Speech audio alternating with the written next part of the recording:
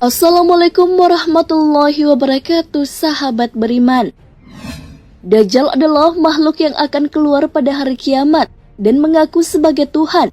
Dajjal bisa dikenal karena sebelah matanya buta.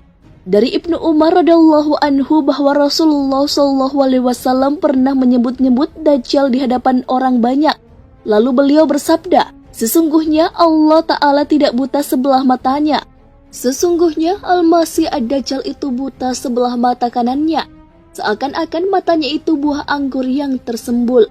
Sahih Bukhari dan Muslim. Dengan kekuatan ia miliki, ia akan menyesatkan umat Islam. Lalu kekuatan apa yang dimiliki Dajjal sehingga ia bisa mengaku sebagai Tuhan dan menyesatkan? Bisa menyembuhkan orang buta dan penyakit belang-belang. Dengan kekuatan yang diberikan Allah kepadanya, ia akan bisa menyembuhkan mata orang yang buta. Kekuatannya akan dimanfaatkan untuk mempengaruhi umat Islam ketika itu. Dengan kekuatannya, sekali usapan tangannya saja ia akan bisa menyembuhkan orang buta, bahkan yang buta sejak lahir. Dajjal juga bisa menyembuhkan penyakit belang. Hal ini sesuai dengan hadis Rasulullah SAW. Ia Dajjal mampu menyembuhkan kebutaan dan penyakit belang-belang. Hadis riwayat Muslim. Mempunyai makanan dan air. Pada masa kedatangan Dajjal, manusia dalam keadaan kelaparan dan kehausan, sedangkan Dajjal memiliki segala bahan makanan. Manusia yang menginginkan makanan dan minuman harus bertuhan kepada Dajjal. Hal ini sesuai dengan hadis Rasulullah SAW. Al-Mughirah bin Sujab'ah radhiyallahu anhu berkata, seseorang bertanya kepada Nabi tentang Dajjal.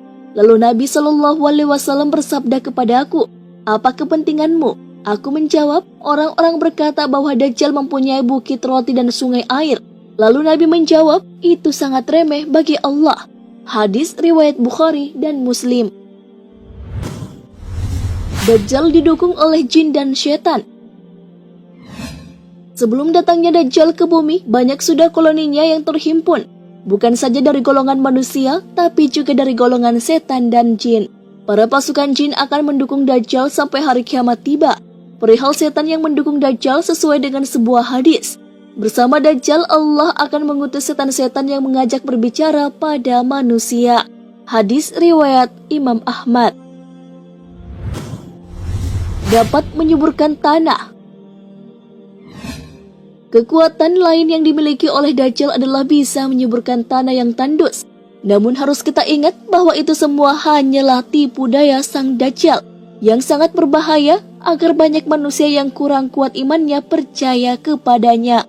Hal ini sesuai dengan sabda Rasulullah SAW. An-Nawas bin Sam'an radhiyallahu anhu berkata bahwa pada suatu pagi Rasulullah SAW menceritakan tentang Dajjal.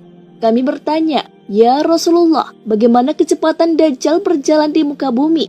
Nabi menjawab, seperti mendung yang diterpa angin. Maka dia pergi mendatangi suatu kaum dan mengajak mereka untuk mengimaninya.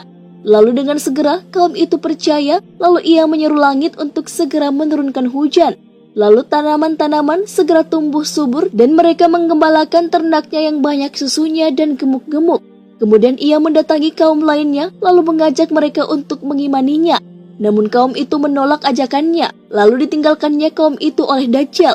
Mendadak daerah itu menjadi kering dan gersang, tidak ada sedikit pun dari kekayaan alam mereka yang tertinggal. Hadis riwayat Muslim. Bisa menyiksa orang beriman. Saat kemunculannya, ia akan menyiksa orang beriman yang tidak mau tunduk pada perintahnya. Dia juga akan menunjukkan kemampuannya untuk memperdayai orang-orang yang beriman.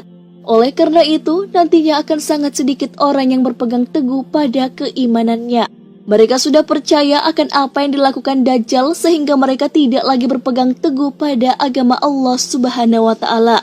Ketika Dajjal datang, manusia akan terbagi menjadi dua golongan, yaitu golongan orang-orang yang beriman yang tidak akan mengikuti perintah Dajjal. Golongan yang kedua adalah golongan yang patuh terhadap perintah Dajjal. Bagi pengikut Dajjal akan diberikan nikmat air, daging, dan sandan pangan yang melimpah. Dan bagi kaum beriman, maka ia akan menyiksa mereka, tidak diberi makan, dibunuh, dipancung. diarak dan disiksa dengan sejadi-jadinya. Na'udzubillah. Bisa menurunkan hujan. Selain bisa membuat tanah subur, Dajjal juga ternyata bisa memerintahkan langit untuk menurunkan hujan walaupun saat itu keadaannya sedang kemarau. Ia akan memperlihatkan kekuatannya itu kepada orang-orang yang mengikuti perintahnya. Hal ini terdapat dalam sebuah hadis. Bersama Dajjal, Allah akan mengutus setan-setan yang mengajak berbicara pada manusia. Ia membawa fitnah besar dengan memerintahkan langit untuk menurunkan hujan. Hujan pun turun dalam penglihatan manusia. Ia membunuh dan kemudian menghidupkan kembali dalam penglihatan seseorang, kemudian menghidupkannya kembali dalam penglihatan manusia yang tidak mungkin ditandingi orang lain. Hadis riwayat Imam Ahmad. Dapat menghidupkan orang mati. Salah satu yang mampu dilakukan oleh Dajjal adalah membunuh manusia dan menghidupkannya kembali. Hal ini sesuai dengan sabda Nabi Muhammad SAW. Dari Abu Sa'id Al-Khudri radhiyallahu anhu berkata bahwa Rasulullah bersabda, pada waktu keluarnya Dajjal, ada seorang dari kaum mukmin yang dengan beraninya pergi menemui Dajjal. Lalu ia disambut oleh pengawal Dajjal dan ditanyakan, hendak kemana engkau? Ia menjawab, saya ingin memenuhi orang yang baru saja keluar atau Dajjal. Lalu mereka bertanya, apakah kamu belum percaya kepada Tuhan kami? Orang mukmin itu menjawab, Tuhan kami tidak samar. Maka berkatalah pengawal Dajjal, bunuhlah dia. Tapi sebagian pengawal mereka mengatakan, jangan, Tuhan kami melarang membunuh seseorang melainkan dengan perintahnya. Maka dibawalah mukmin tersebut menghadap pada Dajjal. Maka ketika orang mukmin itu melihat Dajjal, ia berkata, hai sekalian manusia, inilah Dajjal yang telah disebut oleh Rasulullah SAW. Maka segera Dajjal menyuruh merebahkan mukmin tersebut dan diperintahkan dikupas kulit dan dipukuli punggung dan perutnya.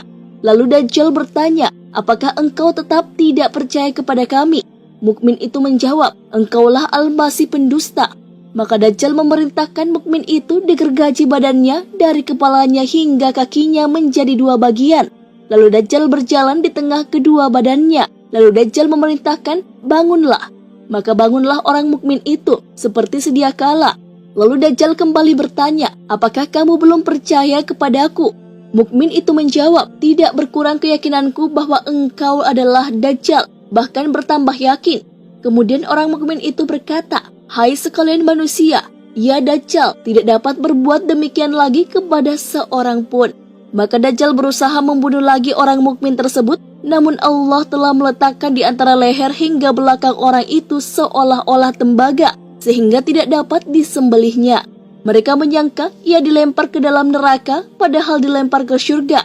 Kemudian Nabi Muhammad SAW bersabda, itulah manusia yang paling besar kesaksiannya atau syahid di sisi Rabbul Alamin. Hadis riwayat Muslim. Mengaku Nabi lalu mengaku Tuhan. Pada saat Dajjal muncul, ia memperlihatkan kekuatan yang dimilikinya di atas izin Allah Subhanahu wa Ta'ala. Setelah itu, ia pun mengaku sebagai nabi. Dajjal juga menghidupkan orang mati, setelah itu mengakulah ia sebagai Tuhan. Hal ini sesuai dengan hadis Rasulullah SAW. Kemudian ia Dajjal berkata setelah itu, sesungguhnya aku seorang nabi. Lalu bergetarlah semua yang berakal dan mereka pun pergi meninggalkannya. Lalu ia tinggal setelah itu dan berkata, aku adalah Allah. Maka matanya menjadi tertutup. Telinganya terpotong dan tertulis di antara kedua matanya kafir, yang terbaca oleh segenap mukmin yang mampu menulis dan yang tidak mampu menulis. Hadis riwayat Muslim. Membawa air dan api. Dajjal bisa membawa air dan api. Banyak yang tertipu akan hal tersebut. Orang-orang menyangka bahwa yang dibawa oleh Dajjal adalah air sungguhan, padahal bukan. Sebenarnya itu adalah api yang membakar. Hal ini dijelaskan dalam sebuah hadis. Dari Uqbah bin Amr berkata pada Huzaifah, tidaklah Anda ceritakan kepada kami apa yang Anda dengar dari Rasulullah SAW. Huzaifah berkata, saya telah mendengar Rasulullah SAW bersabda, jika keluar Dajjal membawa air dan api, adapun yang dilihat orang-orang itu api, maka sesungguhnya itulah air yang dingin. Sedangkan yang dilihat oleh orang-orang itu air yang dingin, maka itulah api yang membakar. Maka barang siapa mendapatinya, hendaklah masuk pada yang dilihatnya berupa api. Sebab sebenarnya itu adalah air tawar yang dingin. Hadis riwayat Bukhari dan Muslim. Nah, sahabat beriman, itulah beberapa hal yang bisa dilakukan oleh Dajjal di luar nalar kita.